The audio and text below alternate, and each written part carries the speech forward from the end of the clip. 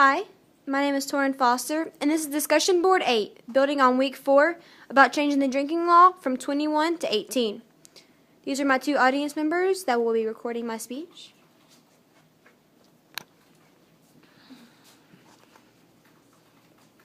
All 50 U.S. states have set their minimum drinking age to 21, although exceptions do exist on a state-by-state basis for consumption at home, under adult supervision, for medical necessity, and other reasons.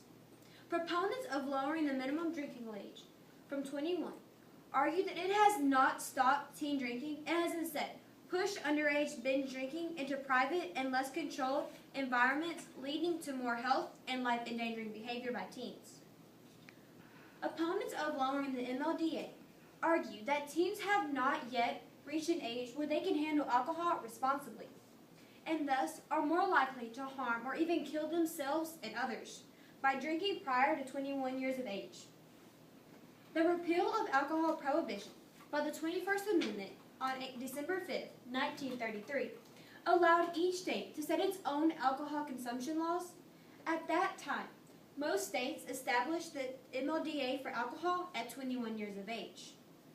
Although two states set an MLDA of 21 for men and 18 for women. The 1976 U.S. Supreme Court case, Craig v.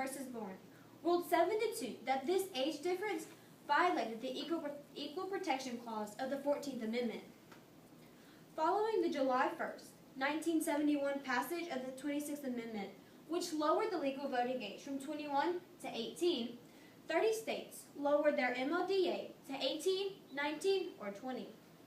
By 1982, only 14 states still had an MLDA of 21. Reports in the 1970s showing that teenage car accidents increased in states where the MLDA had been lowered from 21 prompted Congress to pass the National Minimum Drinking Age Act of 1984. Although the act did not require a national MLDA of 21, it effectively mandated it by stipulating that some federal transportation funds would be withheld from states that failed to make 21 their minimum age for purchasing and publicly possessing alcohol. Since 1984, all states that had previously lowered their MLDA from 21 have all raised their MLDA back to 21. South Dakota and Wyoming were the last states to do so in 1988. People 18 years and older are considered adults and should be treated as such by being allowed to legally purchase and consume alcohol. The United States is one of the few countries that maintain a relatively high minimum legal drinking age of 21. According to a January 23rd Huffington Post article, despite the legal drinking age, 17.5% of consumer spending for alcohol was under the age group. According to the same article, an estimated 90% of underage drinking is consumed via binge drinking. Despite the age limit on alcohol consumption, alcohol abuse remains prevalent among the country's youth. The legal drinking age should be lowered to 18. Once a person is 18, they are legally considered an adult and therefore should be able to drink. Lowering the drinking age will not only give 18-year-olds the rights and recognition they deserve as adults, but will also obliterate a largely ineffective law that only serves to create more red tape. At the age of 18, a U.S. citizen can vote in an election, defend and possibly die for their country, and make all kinds of decisions regarding their life and body. If I want to vote Democrat, I can.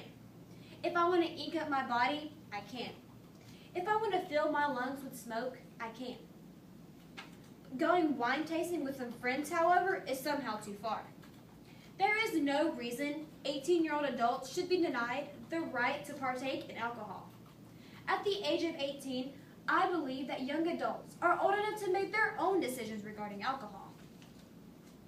The 1984 National Minimum Drinking Age Act, which required these states prohibit persons under 21 years of age from purchasing alcohol as a condition of receiving state highways funds, is being amended.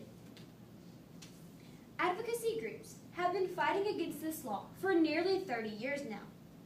claiming it is a gross violation of civil liberties and must be repealed.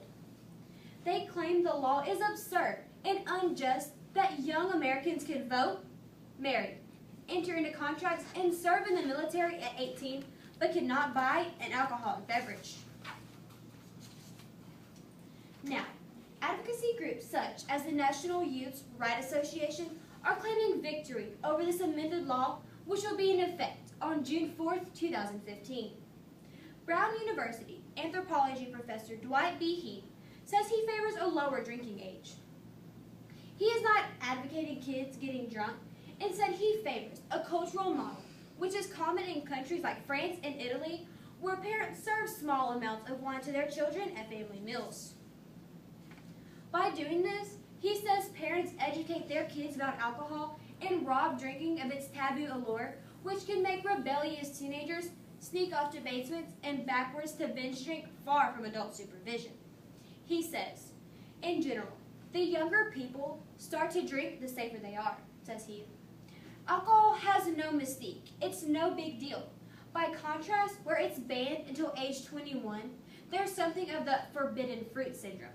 With this new law, the federal government can save as much as $9.6 billion annually by not having to enforce current prohibitions against underage drinking, while another $2.4 billion would come in from taxes on the additional purchases by adults between the ages of 18 to 21.